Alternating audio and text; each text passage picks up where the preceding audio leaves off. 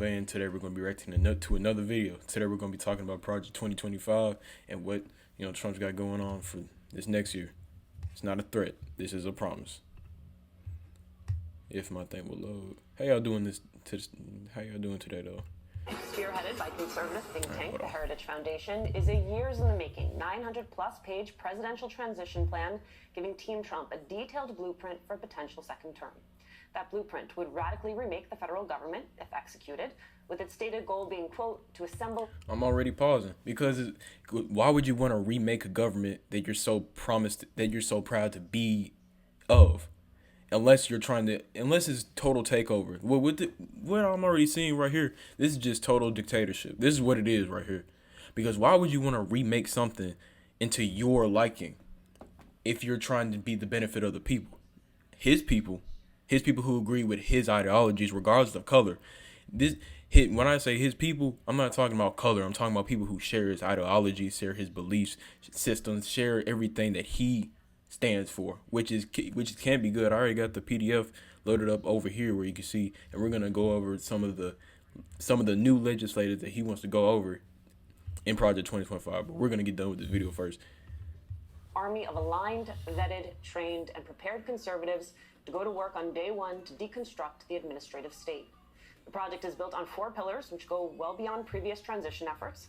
There's the policy agenda, personnel, training, and a 180-day playbook to execute the think tank's plans. And they want to do this in 180 days. Officials. Joining us now, one of the architects of Project 2025, the president of the Heritage Foundation, Dr. Kevin Roberts. Good morning, sir. Good morning, Dr. Roberts. Thank you for joining us and coming. I know people are like, y'all got the architect of the 2025? Yes, because everyone has been talking about it. And we saw an interview that you did with the Associated Press, and we've been reading through some things. And I think we just want to first start with anchoring this conversation in. You told the New York Times that this plan is a plan that is for anyone. It's not just for Donald Trump. You would like if President Biden would implement some of it, but you don't think that that's going to happen. And so you reject the assertion that this is a plan that was cooked up specifically for the second coming of the Trump administration. I appreciate that question because as your lobby shows when you walk in, you've got the word honesty and the word accuracy there. That's an honest and accurate depiction, and I'm grateful. Number one, the Heritage Foundation couldn't do that because we are nonpartisan. We can't be tied to one candidate. Secondly, we have offered a briefing of Project 2025 dating back to last year to every candidate for presidency, including President Biden. Honest to goodness, I would have been thrilled if President Biden and his team asked for a briefing. We understand that we have differences of opinion on just about everything. But at Heritage, we believe in telling the truth with a smile on our face. But the last point I should make is that now that President Trump is the nominee and President Biden has not taken a Project 2025 briefing, President Trump is going to make decisions about policy in his administration if he wins. Project 2025 is something that's going to transcend the next 4 years, the next 10 years. It really is, for the first time in the history of the conservative movement, the apparatus for policy and personnel. That's the most important thing to remember. I have one follow-up. It's just that you have said that this plan is about institutionalizing Trumpism. So, because I also know you all, not just... Institutionalizing Trumpism. You're trying to form a type of belief around Trump. See, people lost their common sense. People lost everything. Institutionalizing Trumpism. President of the Heritage Foundation. You're also president of the Heritage Action, which is the political action committee. Is it tied to Trump or not? I said the context for that comment to the New York Times was that the work of the Heritage Foundation was to institutionalize Trumpism. Trumpism as a new version of conservatism, a conservatism that recognizes that by every objective measure, the United States is weaker in 2024 than it was in 1984. We also happen to think that's reversible, by the way. We're ultimately optimists. And by institutionalizing Trumpism, what we're saying is that even though we are known as Ronald Reagan's think tank, I'm a son of the Reagan Revolution, I'm very proud of that, that's 40 years ago, and we need to understand what time it is in America. They're trying to reiterate some type of great old I can't even say the word, conservatism back into the Reagan era, some type of heightened form of conservatism where they say what you can and can't do without having any type of say in the matter. No democracy. And right now, Donald Trump, whether someone likes it or not, I happen to like it, is the standard bearer for conservatism. Well, Michael, what time is it? Well, I don't think it's time for Trumpism in that regard, because one of the things that, as a lifelong follower and participant in Heritage, having spoken at various times there in the roles that I've played in the party, I see this as a dramatic shift away from those Reaganesque principles when you have someone like Trump who has advocated some of the things he has. But before, And being a dead serious convicted felon, proven guilty, and you have people listen, I'm gonna tell you guys something. When someone has money, they can make anyone who needs money do anything that they want. When Trump has big pockets, he can influence other people to have his back. That is and influence too, money and influence. That is the only reason why people like him are still backing his back and telling, listen, you can do whatever. You could be a convicted felon. You can do this, then the third, and you could be president. Yeah, of course we're gonna back you up because he has power and influence.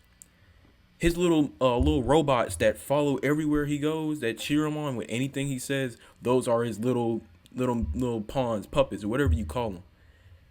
And people like him, dude in the center, he's still gonna back him up because of what I just said.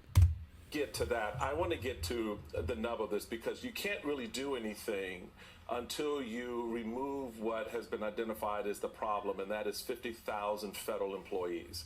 Axios noted, quote, the massive headhunting quest aims to recruit 20,000 people to serve in the next administration as a down payment on 4,000 presidential appointments plus potential replacements for as many as 50,000 federal workers. They're trying to find more people to work for him. As Trumpers put it.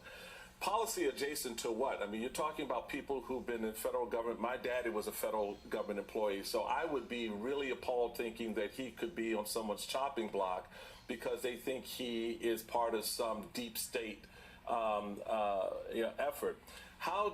Talk to us about what that looks like. If Heritage is calling for removing 50,000 federal employees, who are you replacing them with? And where do they come from? I mean, even if it's not 50,000, if it's 10,000, if it's 2,000, where are they coming from, and who are you replacing them with? Because I suspect a lot of those people you're talking about have been in the federal service for a long time and have served not just Republican administrations, but also Democratic administrations, et cetera. They have, and 95% of them who give political contributions give them to the Democratic Party. I reject that again, Michael. That somehow you're going to fire someone because they wrote a check to a Democratic candidate? No, we're going to fire someone, and the number needs to be more than 50,000, considering that there are more than 2 million federal employees. Still didn't answer his question. Last century, the radical left has seen the administrative state as the fourth branch of government.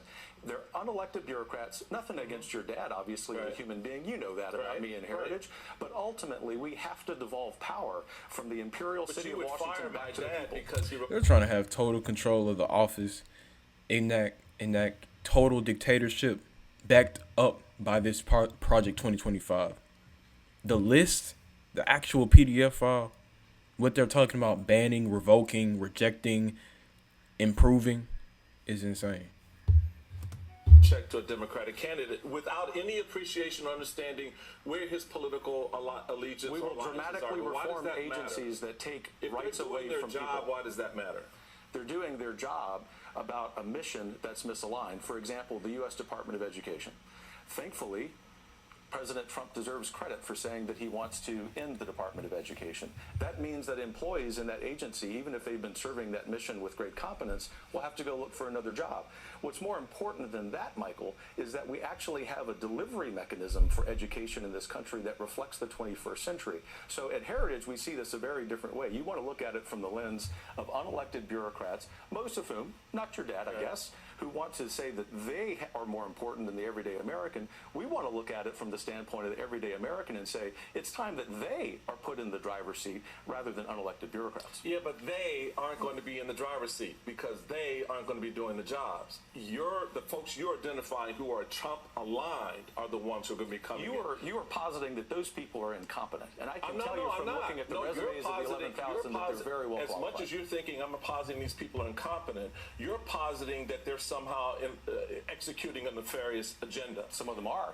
Why does the Environmental Protection Agency have 350 Have you identified them? If I could interject, because I did actually work for the federal government, and I worked with a number, as did the chairman, and I worked with a number of those we call them civil servants in the United States government, people who are not political appointees, and they have the institutional knowledge. They acted that way. Well, I think Alicia has a question along those lines about one of the policy priorities that you all have identified in Project 2025. I actually, Dr. Roberts, have a question about this upcoming election. Is your organization going to accept the results of the 2024 presidential election? I believe that Dr. Roberts can't hear. So Alicia just asked, is your organization going to accept the results of the 2024 election, regardless of the outcome? Yes, if there isn't massive fraud like there was in 2020. What does that mean? If there isn't massive fraud. Do you believe that they're still carrying on with this? They're still carrying on with this lie because their daddy Trump didn't get elected. There's a fault. These people got mental illnesses, real bad mental illnesses,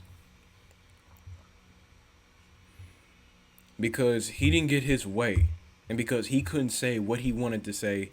No, in fact, actually, because what he said, because of what he believed, he can just say whatever he wants, and he didn't still get his way. It was fraud. It was this. It was that. I noticed a lot of things about the Republican Party, and they like to point fingers at everybody else than at themselves. Yeah, there was massive fraud. We have an election Where was fraud database that has documented that over years. By the way, the Heritage Foundation has been concerned about election integrity for decades, not just about 2020. We've been documenting this problem for a very long time. And if one of the I believe, according to the Heritage Foundation, sir, by your count, Heritage Foundation has done an investigation, and according to your count, there have been 1,513 proven instances of voter fraud across the United States since 1982. Yeah, that's probably 1,513. They're very hard to document, and the Democrat Party is very good at fraud. The key thing here, which I think we would both agree on, is that we aspire at the Heritage Foundation to seeing a poll after this election where every American believes their vote was counted. I care as deeply about someone on the political left with whom I disagree saying that they have confidence in the outcome of the election. It seems, rather than turn this into a partisan conversation, which you do a good job of at MSNBC. He's very much representing the Republican Party very well, because he couldn't get his way. Oh, it's because the Democrats are very good at deceit and lies. Dude, really, this is my honest opinion on parties. The two-party system in itself was to give you the illusion of choice. I myself do not take part in any two, Democrat or Republican. I support a side that represents the American people more, that helps the American people more, that lowers cost of job, that it raises cost of jobs more, that helps the cost of living more. You know, there is no specific side that I myself support. But when it comes to voting, I will evaluate what candidate will help the people of the United States live comfortably, have more freedom, and more to actually have pride to be an American. But as far as Kevin Roberts, I feel as if he's trying to pick the blame on the Democrats. Oh, this happened because of those guys, or this happened because of the Democrats. I don't buy it.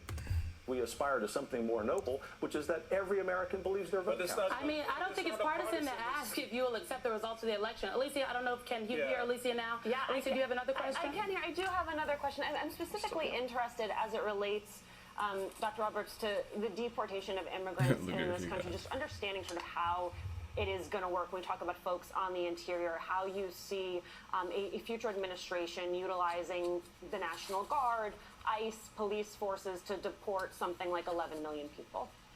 Could you hear her? Yeah. So she is asking about immigration and how you see immigration, how in this plan, how you talk about using like the National Guard to deport individuals. Like what is the, Alicia, and do tell me if I am adequately people on the interior specifically. People on the interior specifically, not people in the border, people within this country.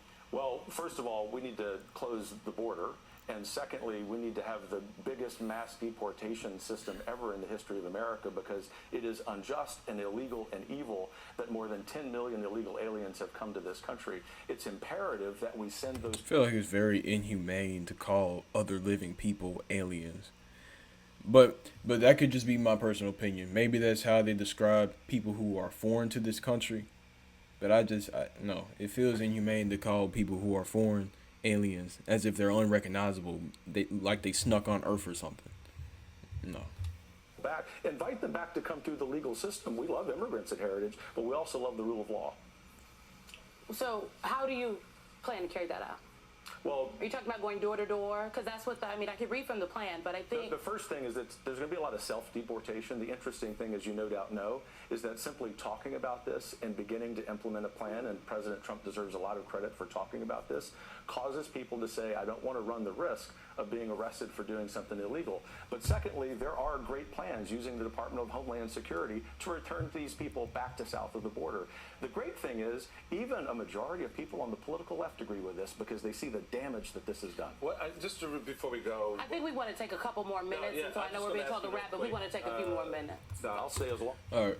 So at this point, I'm going to go over the PDF file, and we're going to review some of the points on Project 2025, mainly the Department of Education part, which, stuck out more to me. So you guys go ahead and give me a second.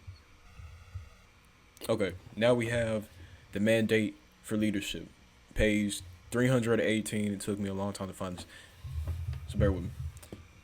The Secretary of Education should have sent to the department serve parents and American idols, not advocates whose message is that children can choose their own sex, is that America is systemically racist, quote and end quote, math itself is racist, and that Martin Luther King Jr.'s ideal of a colorblind society should be rejected in favor of reinstating a color-conscious society. I'm going to stop right there. So some parts where this did strike a chord in me, and he is insane. Openly denying that America is, quote, systemically racist is bonkers to me, because it's not even a rhetoric. It's not even an opinion. This is a proven fact that can go back in history. Openly denying history and trying to cover it up as if this was some type of a grand scale opinion to destroy America is absolutely it's crazy. And to further dumb down Martin Luther King ideal of a colorblind society, his main goal of getting the ideal of a colorblind society is to help people come together.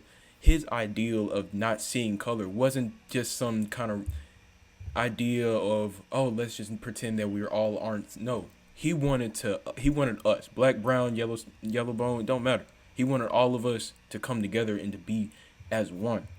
His ultimate goal was peace and prosperity. And they said that should be rejected in favor of a color-conscious society. The next head of this department will have a lot to do. Yeah, and that's really the only part that's struck.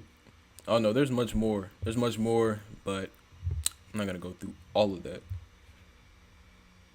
Right to choose their own sex. And the other topic I have to talk about is abortion. I feel like people should have the choice. Specifically, women. I feel as if they should have the choice too, because we got to take things like rape into account. What happens if someone sexually assault a 16-year-old girl, and that girl becomes pregnant? Are you gonna tell that child that they have to have that baby? Okay, let's go a little bit step further. Let's go 15. Like, you're going to sit there and tell the child, nope, you have to have that. Think about the trauma that comes with it, and think of parents. There's just too much variables to go in with it to be judged by you guys. I'm not even going to say you guys, the people who constructed Project 2025, to have a say. This is going literally against democracy. Democracy equals choice. Democracy equals choice. Whatever this is dictatorship. Plain and simple, to me. Unless proven wrong or more research is to be conducted, but this is just dictatorship for me. If you guys like this video, go ahead and like, comment, subscribe. Catch you guys next time.